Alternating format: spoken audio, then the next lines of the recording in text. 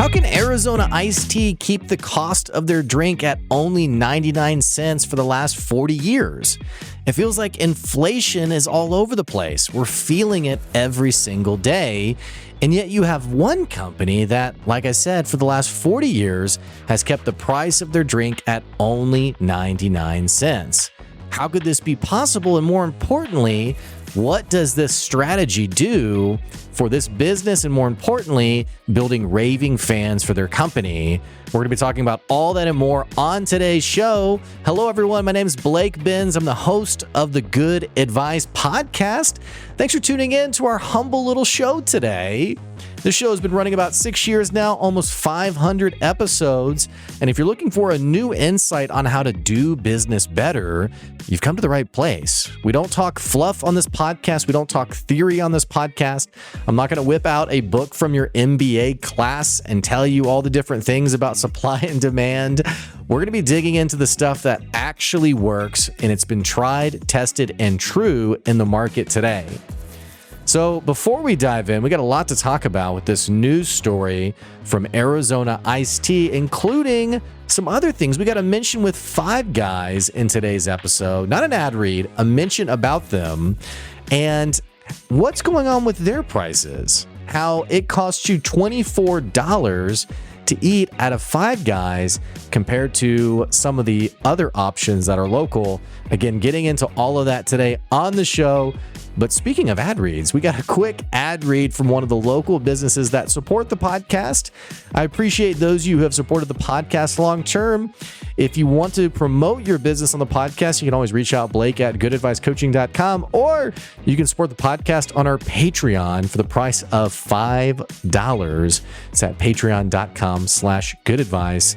If you're a Patreon supporter, thank you so much for seeing value in the show and for supporting the show as well.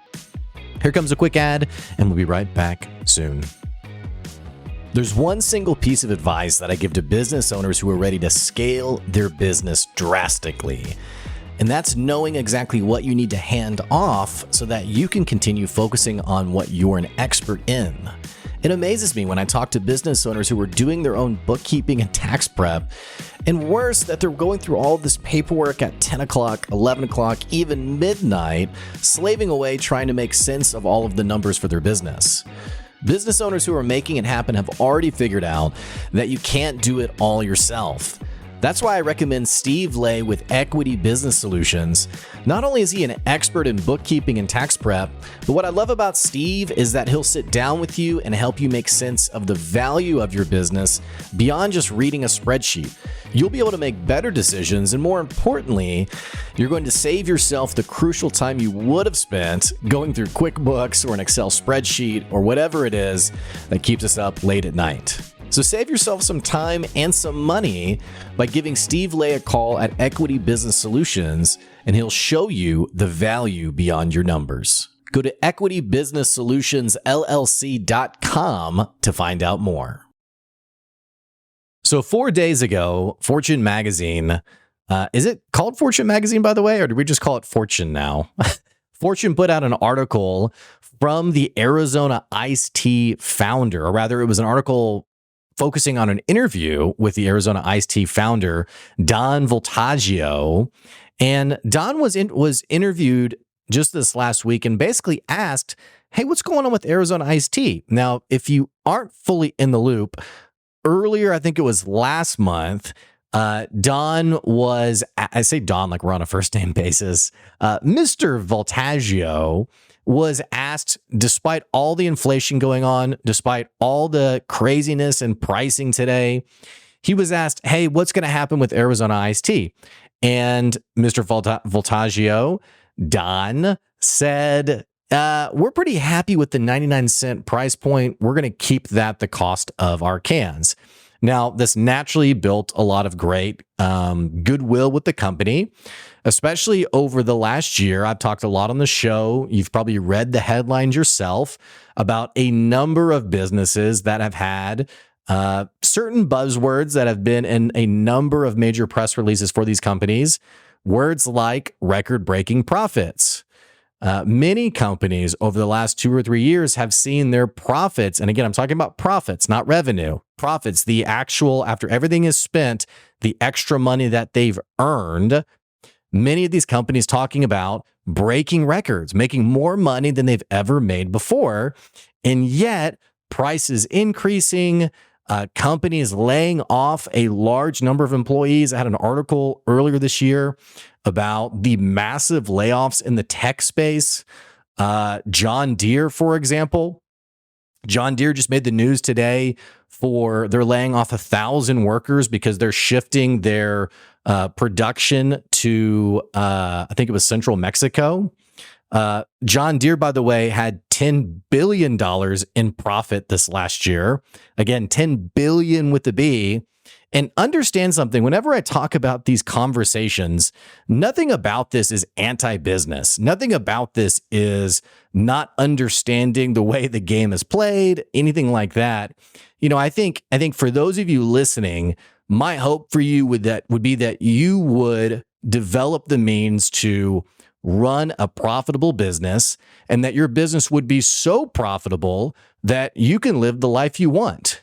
I think it is pure lunacy to, for whatever reason, assume that you being a wealthy person has to be at odds with also being a moral person or a giving person, a person full of passion and finding fulfillment in what you're doing. I very much believe that you can make a lot of money and be happy and be living in line, in congruence with the values that you stand for. Now, for many of us, by the way, it's not necessarily about the money. It's not about, being able to buy a fancy car. For many of us, we want to make that money because we have a large appetite to give back. We have aspirations to make meaningful impacts in the lives of other people. So let me just get that out of the way from the get-go. If you're new to the podcast, there's nothing wrong with running a business that makes tons of money. However, I feel like many businesses miss the mark. They miss the point. They don't understand the long game, and they instead prioritize the short game. They prioritize the profits today rather than understanding the value of building a brand long term. That's because in many cases, not necessarily to the fault of these companies, many businesses are beheld to stockholders. Many of these businesses are held to earnings reports. You can't really go into a boardroom and say, hey, the strategy that we're deciding to hitch our wagon to, it's not really going to make us much money today, but it will 10 years from now. You are going to be fired, and they're going to hire someone who can, bring in that new all-time high in the next 36 months. It's just the way business is done. But if you're a small business owner and you're in it for the long haul, it is to your advantage to understand that the long game is deeply different from the short game. The long game has a totally different strategy than just making money tomorrow, than paying the bills tomorrow. So what John Deere misses, for example, is you're outsourcing your production to another country, which is negative PR for your business, rather than taking that $10 billion and reinvesting it into the people you have today, these people who were laid off or in the Midwest, and investing in your future generation of workers. Think about a mom or dad who tells their kid about how, this house we have, it was paid for because we had this amazing employer. They took care of us, yada, yada. We're losing, I think it's interesting how businesses are, on one hand, complaining that there's no loyalty from their employees, but they're not playing the long game of actually building that internal culture.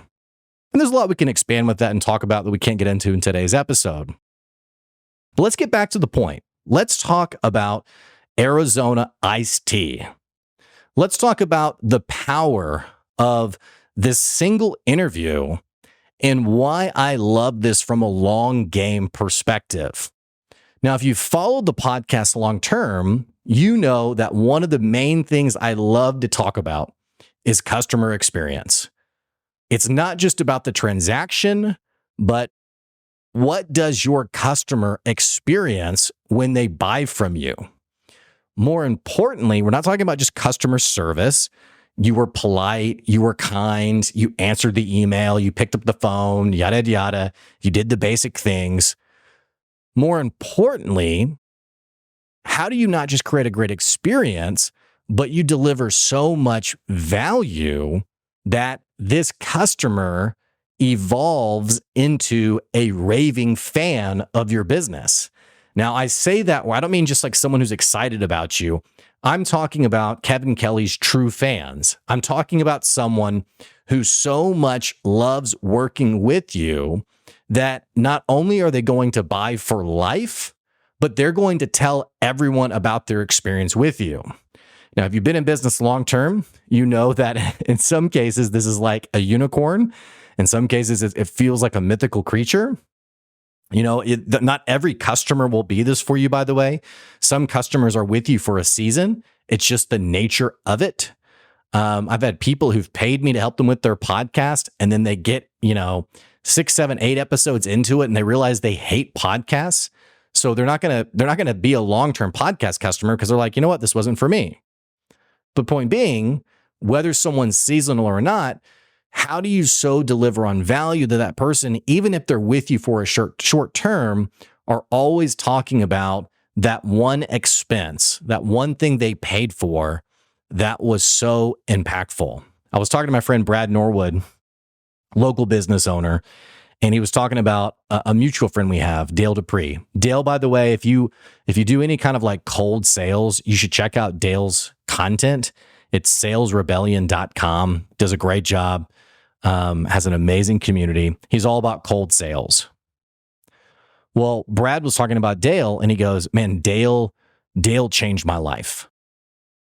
This is a guy who teaches sales. Can you imagine hiring someone for this? Which, by the way, this is a great ad for, it's a great promotion for Dale. But can you imagine someone saying that about you and something you sold them? Man, Blake changed my life.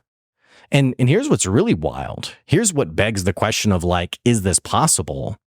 Imagine we're not talking about like consulting, coaching, service, whatever, but we're talking about a product. You redo someone's kitchen for them and they talk about you as life-changing, as fully realizing their vision of creating a space in their home that they'll never forget.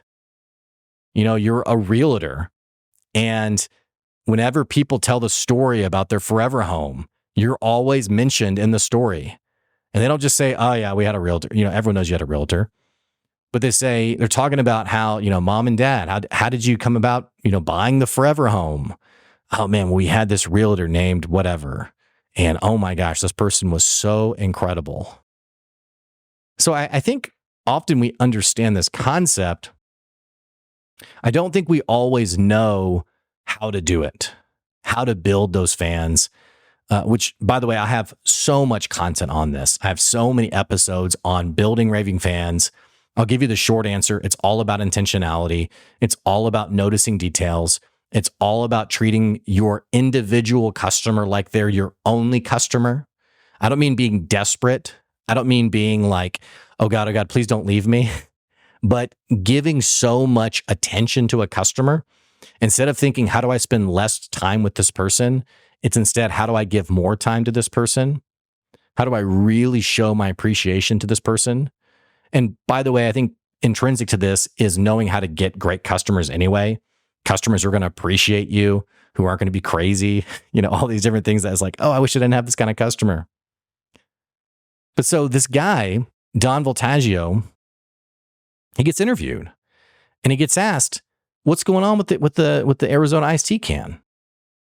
And he says, and they had asked him also about his quote from the week prior. Hey, you said you weren't going to raise the price. What's going on there? And I loved Don Voltaggio's answer. I keep wanting to call him Don, by the way. I got a picture up on my monitor. He just looks like, hey, yeah, there's Don, So here's what Don says. He says, we're successful. We've built a great business. We have no debt. We own the whole business. And it's not that he was like saying enough is enough, like we've done enough, but I just loved that this person had found success in what they had built thus far. And think about the brilliance, by the way, for this strategy. Inflation being so commonplace. You mention inflation to anybody, they have a story about it. They have a comment about it. They have something to say about it. So understand, and one thing we talk about in the marketing world about what makes great marketing is pattern interruption, disrupting the marketplace, doing something different. Sometimes I kick myself because I see really clever trends on social media and I'm like, oh man, I wish I had thought of that. But now it's so mainstream, it's so widespread. I don't want to just do what everyone else is doing. But so everyone's talking about inflation. Almost every business is inflating their prices. And then you got this guy who says, we're good, and keeps it at $1. Brilliant PR strategy. Well, so this guy posts this, or he has this interview. And it was really fun reading the comments, about what people thought of this guy. I mean, talk about just enamored people. Talk about people who became raving fans in 60 seconds. A 60-second clip from this interview, and people became ravenous for Arizona iced tea. I read one comment the guy wrote. He said, I will now forever be drinking Arizona iced tea, screw water. I mean, just people who were just over the top effusive with, this is literally the product I'm going to buy forever. People so appreciative of it. And the point here, by the way, is not about being the cheapest. I think that would be a miss. I think if you heard this podcast and you're like, all right, I need to slice all my prices down to nothing, I think you would be missing the point. The point is that you have a business that has found a great business model and they're sticking to it while also doing right by people. The conversation isn't about being the cheapest price. It's about not being the business that raises your prices 40% and you tell the customer that your cost of materials have gone up, like that's why you're covering it, when really they haven't gone up. It's about having integrity with your business. And by the way, even with that, there's nothing wrong with raising prices. I just raised my prices. I raised my prices not because of inflation, but because I wanted there to be a stronger tie of the value associated with the results versus the price that's paid for it. So there's nothing wrong with raising prices. There's nothing wrong with, the message today isn't high price is bad, be the cheapest option.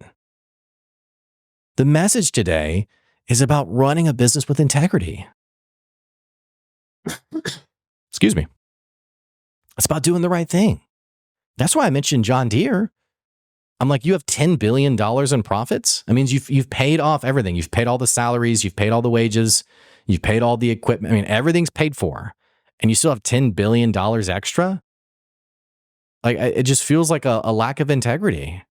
And this is not, I don't know anything else about John Deere, by the way. So this isn't to necessarily throw them under the bus. And again, this could be a very uneducated take. I literally just read this headline for hitting record. So if I've missed something here, you're welcome to email me and let me know. But this isn't even so much a slight against John Deere's leadership as it is that wild corporate world that's all about how do we make as much money as possible? It's one of the reasons why I started Good Advice was because I was a bit discouraged. The previous company I worked for, we did a lot of leadership events, and I found myself more and more trying to convince leadership that their employees were worth investing into, and that they weren't just like a line item on a P&L. Like they weren't just like, oh yeah, I gotta keep my costs down. But like, what does it look like for the business that goes crazily all in on investing in their staff? My brother-in-law works for a company where they pay for the entire company to go to Cabo every year. Like that's the kind of company that I admire. That's the kind of company I love to hear about. People who are just, another thing I was thinking about too was when I was younger, visiting a friend in Germany, and he was talking about his business, and it was this titan of a business. And the owner, the founder, who he had built up this $1 billion+ business, and the owner said, "You know what? The reason we've made so much money is not because we pay our people so little. It's because we pay them so well. That's why we've made a lot of money." That's somebody who gets it, who understands it. So when we talk about Arizona iced tea, it's not about the 99-cent price point. It's about someone who's doing the right thing. That's what people resonate with. People love discovering businesses that aren't greedy, that aren't just chasing the highest dollar. I've talked a lot about, and I try not to get into like these crazy clicheisms. And, one of these is buy local, shop local. I'm not even so much, maybe it's the hipster in me. I don't like just like sharing cliches like, oh, you got to buy local. But one thing I have talked a lot about is that when we have this conversation on value and customers for life, I don't know how true this is today, but Chick-fil-A was in this conversation a lot in the earlier episodes because I kept having so many incredible stories of like the extra mile that Chick-fil-A would go for their employees. One example was a customer who dropped their cell phone out of their car window. It slid down into a sewer drain and was lost. And the manager of the Chick-fil-A pulled back the storm grate, climbed down into the sewer to get the cell phone. There was no liability to do that. Now, liability, I mean, corporate HR was probably like, hey, don't do that. There was no need to do that. But that was someone who was possessed by the idea of my customers matter, doing right by their employees.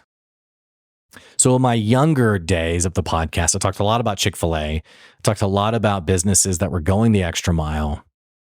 Well, there's been two businesses that I've mentioned lately that I really like, one of which is CJ's and one of which is Wright's Barbecue.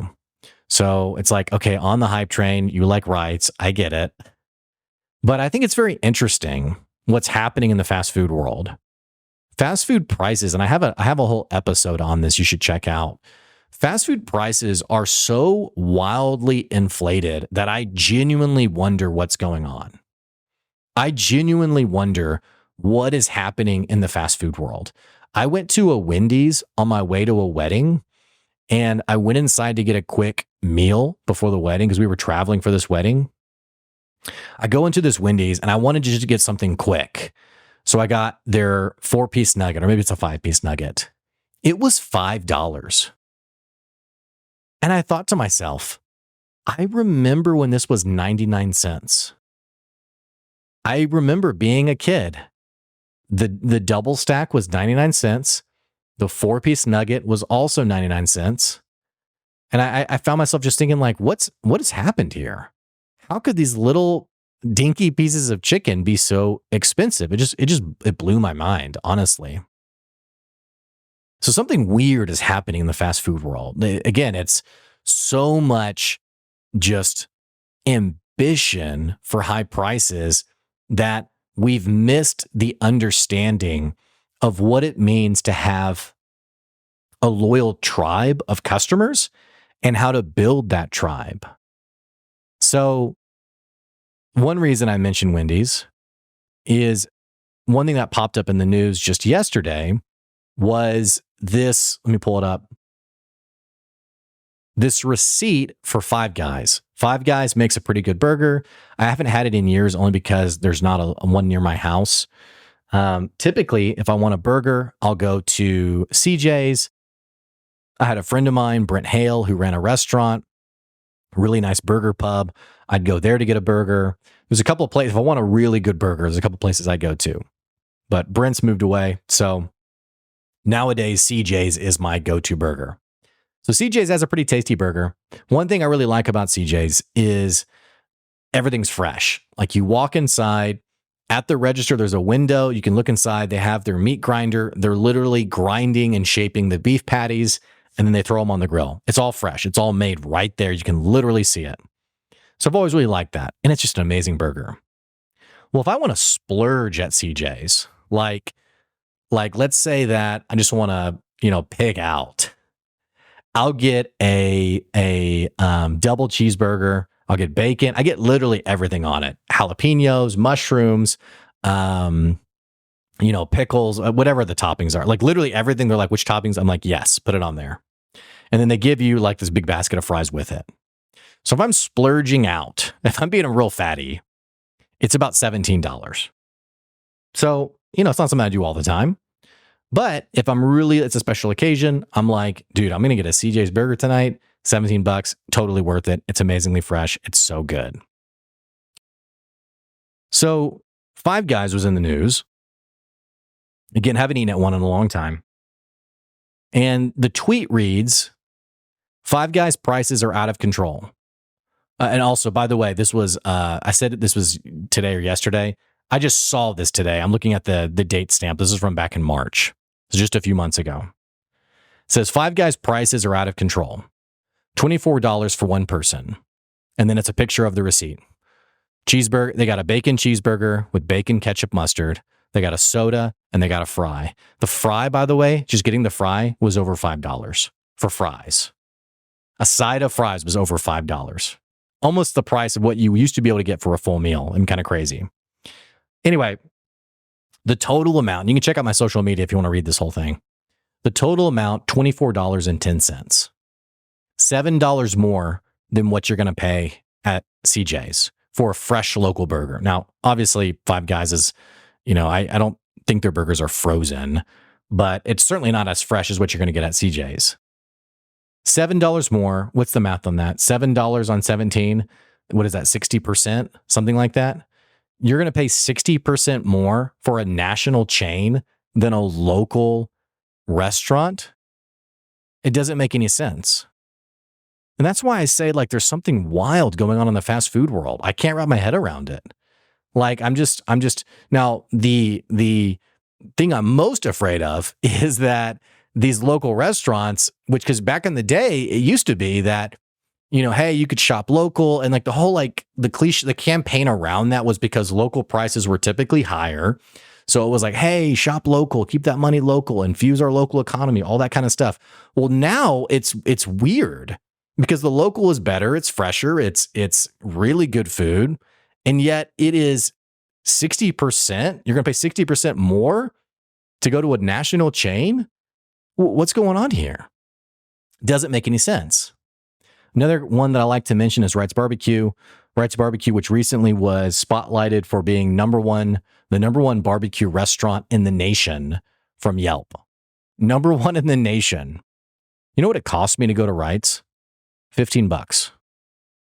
I get a Rocket Man with mac and cheese. It's $15.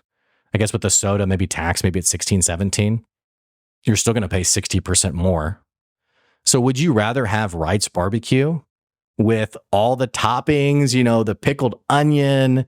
I mean, I'm getting hungry thinking about this. Or are you going to pay 60% more to go to a national chain? It doesn't make any sense. These businesses, they are missing the plot. They've lost the plot.